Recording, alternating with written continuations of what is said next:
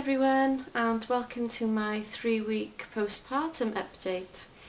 I can't believe it's been 3 weeks since I gave birth to my little boy Morgan. The time has just flown by. I don't get 2 minutes to myself now, and the hours and days are just going so fast. I can't believe it was 3 weeks ago I had him. It's just crazy. We're both doing really well. I'm feeling a lot better now and I'm not so tired because you slowly get into a routine. The first week and a half, 2 weeks, I was just knocked out for 6. I was so tired. I've never been so tired in my life. But things are better now. Morgan's putting on weight and his jaundice is, well, I think is personally completely gone now because he's not yellow and the whites of his eyes are not yellow and he's looking more paler, like a more natural colour.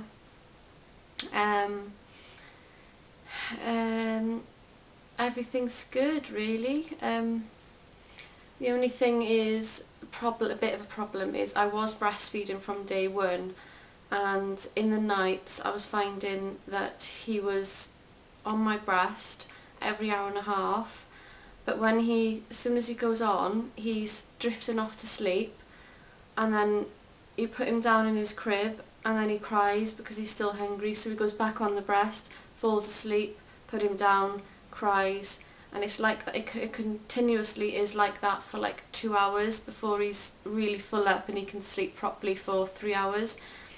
So I was finding during the night it was breastfeeding every hour and a half for 2 hours, and by the time you change his nappy in between I was just getting hardly any sleep.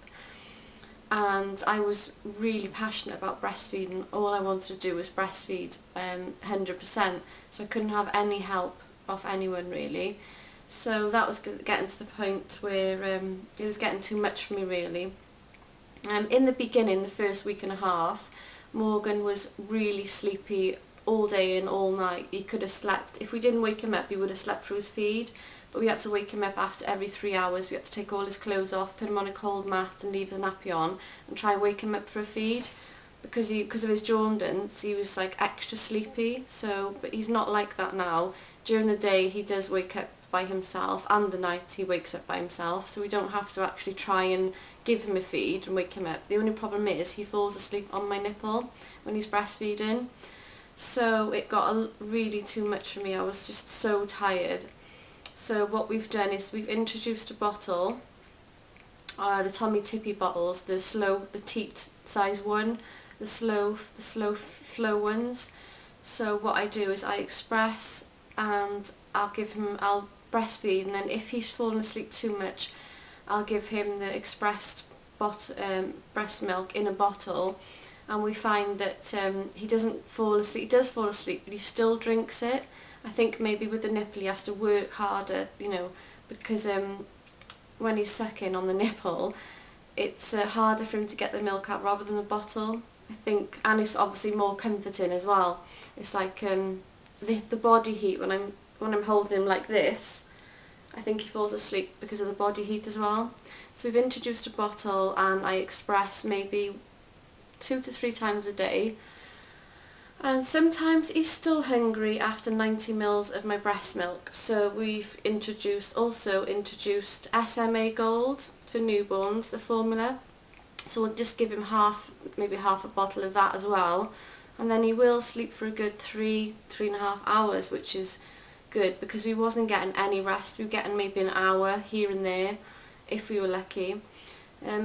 Morgan also has a lot of wind, which not just wind after a bottle, I mean wind coming from down there, but he's in pain with it. He cries, he screams for like out of the blue. He'll be sleeping peacefully and then he'll just start going red in the face and screaming, and when you hold him he brings his legs right up and you can feel him tensing, but the crying doesn't last long. It's only like a 5-minute little cry, but you can tell he's in pain, bless him.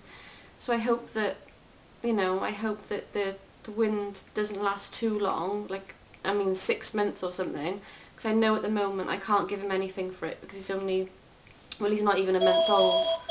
So don't worry about the phone, just ignore that. The phone always seems to ring when I'm doing my video.